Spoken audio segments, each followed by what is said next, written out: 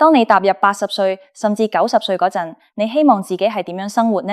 係咪每日都要食一大堆藥，行步路都覺得喘氣，甚至連落床都要人幫手？定抑或你希望自己仲可以好似後生嗰陣咁，周圍去旅行，同孫仔孫女一齊喺公園度跑跑跳跳，甚至自己去街市買蟹煮飯，過住完全獨立有尊嚴嘅生活？如果你嘅答案係後者，咁今日呢條影片你一定要由頭睇到落尾，因為今日我要同大家拆解一本神書，一本可以話係徹底顛覆我哋對衰老同健康認知嘅重量級著作《超預期壽命》。好多人以為生老病死係無可避免嘅自然規律，覺得人老咗自然就會周身病痛，甚至有啲人覺得只要每年做下身體檢查，報告上面冇紅字，就代表自己好健康。但係呢本書嘅作者長壽醫學權威彼得·阿提亞醫生就用佢嘅親身經歷同埋最頂尖嘅科學研究話俾我哋知，你以為嘅健康可能只係未病發，而你以為嘅衰老其實有超過80%係絕對可以掌控同埋延緩嘅。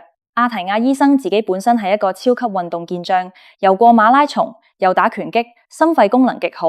但係喺佢36歲嗰年，一次深入嘅血液檢查，竟然發現佢有嚴重嘅胰島素阻抗，即係話佢有極高嘅風險會提早死於心臟病。呢個打擊令佢徹底醒覺，亦都促使佢離開傳統醫療體系，去尋找真正可以延長健康壽命嘅方法。你可能聽過壽命跨度同埋健康跨度呢兩個詞語。壽命跨度就係你由出世到死亡總共活咗幾多年，而健康跨度就係你喺呢段人生入面有幾多時間係真正健康有活力，冇俾疾病折磨嘅。現代醫學好叻，可以將你嘅壽命跨度拉到好長，就算你器官衰竭，都可以用儀器用藥物吊住條命，令你活到80歲90歲。但問題係最後嗰10幾20年，你可能係喺輪椅度過，甚至係喺病床上面插滿喉管度過。呢種生活真係你想要嘅咩？超預期壽命呢本書提出咗一個革命性嘅概念，叫做醫學3.0。我哋要由而家開始主動出擊，將健康跨度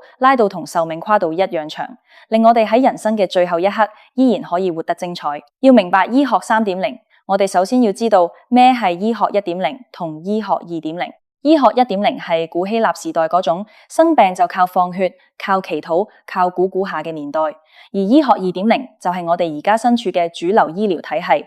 醫學2.0最叻係咩？就係對付急性病同傳染病，例如你骨折、盲腸炎或者中咗細菌感染，去醫院做手術食抗生素，好快就會好返。但係醫學2.0對付慢性衰老疾病就顯得束手無策。點解？因為醫學2.0嘅邏輯係等你有病先去醫。當你50歲或者60歲，醫生同你講你確診糖尿病、心臟病或者癌症嗰陣，其實呢啲病唔係假日先發生啲，而係喺你20幾歲、30歲嗰陣已經開始喺你身體入面慢慢醞釀。醫學2.0往往錯過咗最黃金嘅干預時機，所以阿提亞醫生提倡嘅醫學3.0就係要打破呢種被動嘅局面。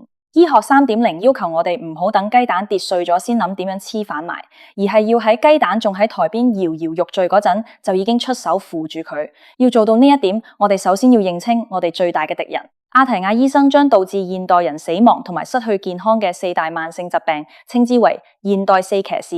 呢4騎士分別係心血管疾病、癌症、神經退化性疾病，例如阿茲海默症同埋第2型糖尿病，以及相關嘅代謝功能障礙。我哋先講第一位騎士，代謝功能障礙同埋第2型糖尿病。你可能會話，我唔食甜嘢，我唔會患糖尿病啦。其實代謝問題遠比你想象中複雜。現代人嘅飲食習慣充滿咗精製碳水化合物同埋加工食品，加上長期坐喺度唔喐，令到我哋嘅身體對胰島素越嚟越唔敏感。呢個就係所謂嘅胰島素阻抗。當你有胰島素阻抗，你嘅身體就好似一個塞滿咗嘢嘅雪櫃，再都塞唔入任何葡萄糖，結果啲糖就只能夠留喺血液入面，破壞你嘅血管同器官。更得人驚嘅係，代謝健康變差，就好似打開咗潘朵拉嘅盒子，會大幅度增加你患上另外3位騎士、心臟病、癌症同腦退化嘅風險。所以搞好代謝健康係長壽嘅第一道防線。第2位騎士係心血管疾病，亦都係全球頭號殺手。好多人以為膽固醇高就一定係衰嘢，但其實重點唔係總膽固醇，而係一種叫做 ApoB 嘅脂蛋白。你可以將 ApoB 想象成一架架載住壞膽固醇嘅潛水艇，佢哋會潛入你嘅血管壁，引發發炎同埋動脈粥狀硬化。醫學3.0嘅觀念係我哋唔應該等到50幾歲，血管已經塞咗一半，先去食藥降膽固醇，而係應該喺30歲、40歲嗰陣就透過飲食、運動，甚至喺醫生指導下及早用藥，將 ApoB 控制喺一個非常安全嘅低水平，咁樣你患心臟病嘅機率就會大幅度下降。第3位歧視係癌症。癌症最恐怖嘅地方在於佢嘅細胞就好似失控嘅叛軍，不斷掠奪身體嘅資源。醫學2.0治療癌症嘅方法，通常係等腫瘤大到照得到出嚟，先去開刀、做化療、做電療。但係到嗰個時候，癌細胞可能已經擴散。醫學3.0強調嘅係早期篩查同埋代謝健康。因為大約有13%嘅癌症係同肥胖有關嘅，癌細胞非常依賴葡萄糖嚟生長。如果我哋能夠維持良好嘅代謝狀態，減少身體嘅慢性發炎，其實就係切斷緊癌細胞嘅糧草。同時，而家有好多新嘅液體活檢技術，可以喺腫瘤仲係極微小嗰陣，就喺血液入面檢測到癌症嘅 DNA， 及早發現，永遠係對抗癌症最好嘅武器。第4位歧視係神經退化性疾病，其中最常見嘅就係阿茲海默症，即係我哋俗稱嘅腦退化症。呢個可能係最令人恐懼嘅病，因為佢剝奪嘅唔單止係你嘅健康，仲有你嘅記憶同埋尊嚴。阿提亞醫生指出，雖然基因會影響患病風險，但生活方式嘅影響力絕對唔可以忽視。大腦係一個極度消耗能量嘅器官，當我哋嘅身體出現胰島素阻抗嗰陣，大腦嘅神經細胞就會吸收唔到足夠嘅葡萄糖，就好似架車冇油咁，慢慢枯萎。所以有人甚至將阿茲海默症稱為第3型糖尿病。要預防大腦退化，最好嘅方法就係運動同埋充足嘅睡眠，呢2樣嘢可以幫大腦清除代謝廢物，促進神經元嘅生長。認清咗敵人之後，我哋就要制定戰略。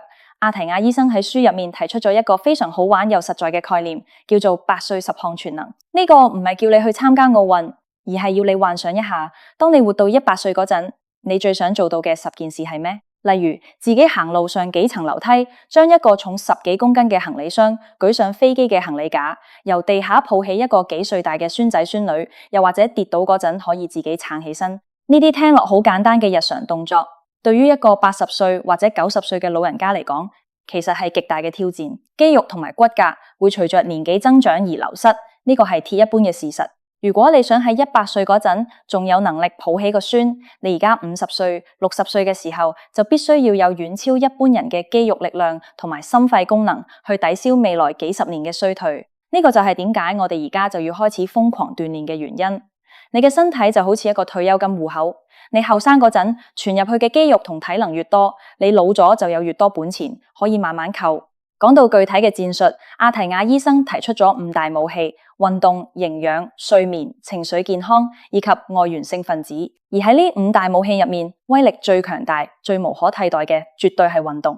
運動係最有效嘅長壽藥，呢句說話一啲都冇誇張。阿提亞醫生將運動分為4個核心範疇：有氧、心肺、耐力、最大攝氧量、力量訓練同埋穩定性。首先講有氧、心肺、耐力，特別係佢極力推崇嘅中二訓練。咩係中二呢？簡單嚟講，就係一種中低強度嘅有氧運動，例如快步走、輕鬆踩單車或者慢游水。強度大約係你一路做，仲可以一路同人傾偈，但係講嘢會覺得有少少喘嘅狀態。點解中二咁重要？因為呢個強度嘅運動可以最大程度咁刺激我哋細胞入面嘅粒線體。粒線體係細胞嘅發電廠。健康嘅粒線體可以高效咁燃燒脂肪，提升我哋嘅代謝靈活性，預防糖尿病同埋各種代謝疾病。阿提亞醫生建議每星期最少要做3個鐘頭嘅中二訓練，為健康打好個底。跟住就係最大攝氧量，呢個係衡量你心肺功能嘅終極指標。研究發現，最大攝氧量高嘅人，死亡風險比一般人低非常之多。要提升最大攝氧量，就需要做高強度間歇訓練，例如全力衝刺跑4分鐘，然後休息4分鐘，重複幾次。呢種訓練會令你覺得好辛苦，甚至有種透唔到氣嘅感覺。但就係呢種極限嘅刺激，先可以迫使你嘅心肺功能突破上限。除咗心肺，力量訓練同樣不可或缺。好多人以為舉重係後生仔或者健美人士嘅專利，其實年紀越大，越需要做重訓。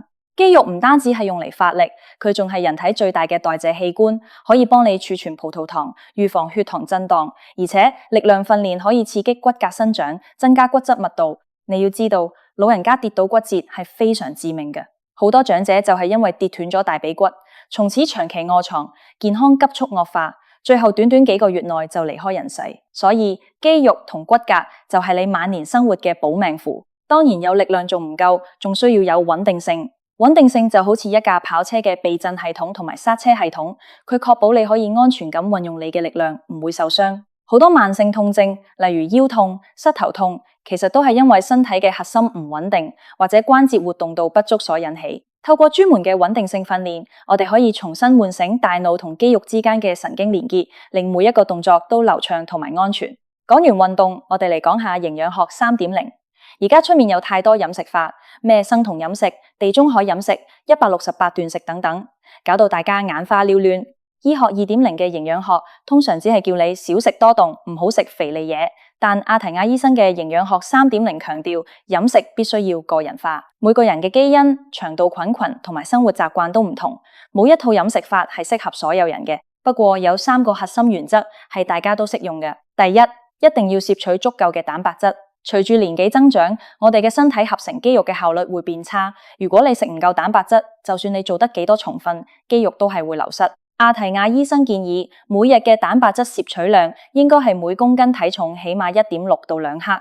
第二，要密切關注你嘅血糖變化，佢非常推薦大家使用連續血糖監測儀。好多人平時驗血，空腹血糖正常，就以為自己冇事。但其實，如果你食完一碗白飯或者飲完一杯珍珠奶茶之後，血糖會好似過山車咁狂飆，呢種劇烈嘅血糖震盪，正正就係破壞血管同埋導致發炎嘅元兇。透過 CGM， 你可以清楚知道邊啲食物會令你嘅血糖失控，從而調整你嘅飲食組合。第三，唔好將熱量限制變成營養不良。有啲人為咗減肥或者聽講食少啲會長壽，就盲目節食，結果減走嘅唔係脂肪，而係寶貴嘅肌肉。正確嘅做法係喺確保攝取足夠蛋白質同埋微量營養素嘅前提下，適度控制總熱量。除咗運動同飲食，仲有一個成日俾人忽略，但其實極度重要嘅長壽秘訣就係睡眠。喺醫學 2.0 嘅時代，好多人覺得瞓覺係浪費時間，甚至覺得生前何必久睡，死後至會長眠。但科學研究證實，睡眠質素差係引發所有慢性疾病嘅超級催化劑。